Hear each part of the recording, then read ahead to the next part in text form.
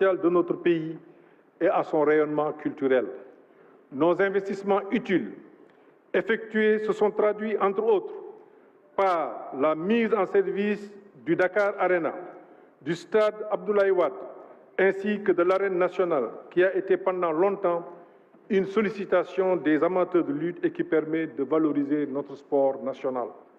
Les travaux de rénovation des stades Léopold Sédar Senghor, Lamine Gueye, Elie Manel Fall et Aline Sitoé Diatta ont démarré en 2022, tandis que les travaux de mise aux normes se sont poursuivis pour les stades Lat Dior et ont permis son homologation par la CAF et la FIFA en 2022.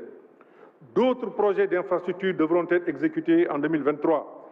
Il s'agit des stades de Bambey, Niéniène, Tivaouane, Malika, sans compter la réfection de plusieurs infrastructures sportives, notamment la piscine olympique, les stades de Cambérène, des Parcelles Assainies, d'Alassane Djigo de Pikine et de Caroline Faye de Mbour. Sur le plan des compétitions internationales, dans plusieurs disciplines sportives, notamment les sports de combat, le handball, le beach soccer et le football, des niveaux de performance jamais atteints auparavant ont été réalisés. S'y ajoute l'heureuse perspective pour notre pays d'accueillir pour la première fois en Afrique les Jeux olympiques de la jeunesse en 2026.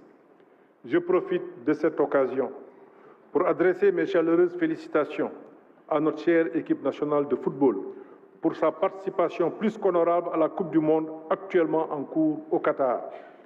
La joie et la fierté que vous avez apportées au peuple sénégalais sont encore vives dans nos cœurs et nos esprits lorsque vous avez gagné pour la première fois de notre histoire le trophée continental.